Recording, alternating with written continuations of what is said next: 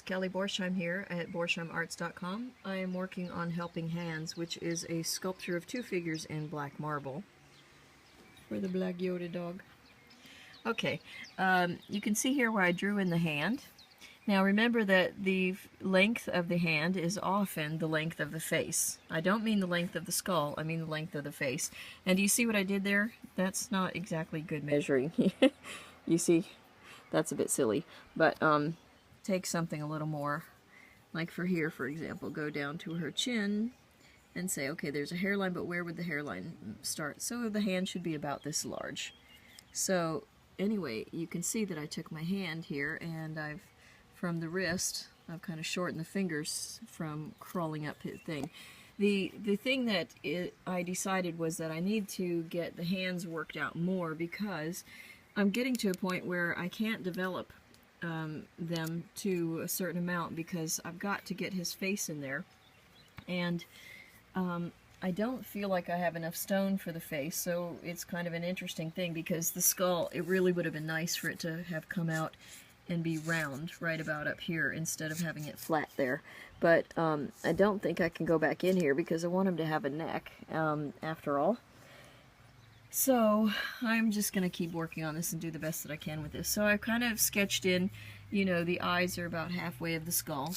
So I'm comparing her skull height to his skull height with his head looking back down in towards his body. And then he's sort of tilting up at a last minute to sort of look at her. But I don't know if I can pull off that particular expression because I don't, as I said, I don't have enough to give him some brains up here. And we'll see. So there's, like I said, there's only so much I can cut in. I'm not sure I can go back into his body some, but I'll probably be doing some of that as I develop the shape of the skull. But in the meantime, what's holding me back is this thumb is not that long in the hand of the woman. So if the fingertip, if the hand is this long, then, you know, this finger's a wee bit shorter, and then it goes down to the pinkies down here, and then your knuckles will be rounded out here. I don't know if you can see the glare on the lead that's showing up. And so the thumb is going to be about, you know, look at your thumb as it is. It just goes beyond that knuckle.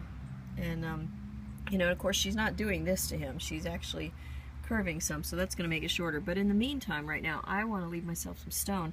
But if you come over here to the profile, I'm wanting to start shaping some of the depth of his face. And I was kind of hoping that the thumb could maybe reach up and touch a beard, but I'm not sure that I have enough. I don't know if I've got enough rock for his face. You know, it would have been kind of cool if I'd have left his face coming out here. Would have given room for a head. But as I said, when I change my mind too much about the pose, that kind of makes it difficult because then I'm stuck with whatever I decided to get rid of before.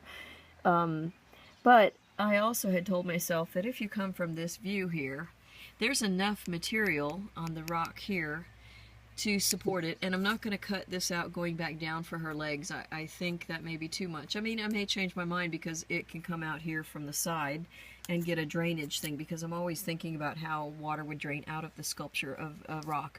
But anyway, I'm getting beyond myself as I do. You kind of have to if you're going to be taking away and not having a second chance at it. But I want to start developing his face, and I had thought maybe a beard could maybe come out or something at it, but it's okay because I think there's enough stone support it that even if I had a free thumb, that might be really kind of interesting and fun, and the stone may be able to support it because it's quite hard, and we'll see. So I'm going to keep working on developing that a little bit, and let's see you at another time. Ciao, ciao. Thanks for watching. Okay, so here when I'm taking a look at the profile of the face of the male, I see, okay, I've started to do some eyes here. I've started the nose, and then the wee bit underneath the nose. So I'm trying to keep this. I like to work in the profile so I get the depth. Now, I need to remember to keep the face going at this direction. Keep the skull going this way. Okay, so I want to pull the eyes back this direction, the nose back this direction. Now, what you see right here is a jaw that's protruding relative to the eyes and the nose, okay? So, and that's fine because some races have that profile of the skull. And Bummer, I don't have this here.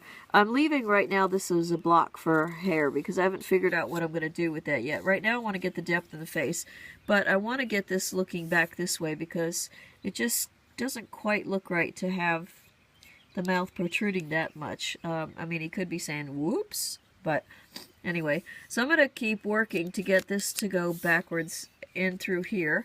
This is my thumb here. I actually enjoy how that's starting to stand up now. So, coming over to this point of view, see, it's a wee bit of a mess, but right now I'm going to work on mostly the profile on this side. I've drawn my center line down here so I can remember it. I've drawn the side line so I don't remove stone for the nose. But this side I want to wait because I want to also get the depth in here, and I'll match it to what I do here pretty much. But I want to not lose this hand, so I don't want to think about too many things at once. Let me get one good side working, and where I can see this hand, and then I'll flip over to do that, and then I'll do the bird's eye view from up here and make sure this cheekbone and that sort of thing are similar. So that's what we're doing today. Ciao, ciao. Okay, so here are the practicalities of the tools I'm working with here. I've got a standard Dremel, but it doesn't matter what machine you have, I mean brand name wise, unless you've got a favorite. But this is an extension, a carbide tip, double cut blade. I don't know if you can see the blades there. Come on, focus, baby. Maybe I'm too close. There we go. Double cut. See you can see two different angles, diagonals running there on that. So, but that allows me to reach back down in here where I don't cut the thumb. And the thing is, I really prefer, you see how this is a rounded tip here, an ellipse shape.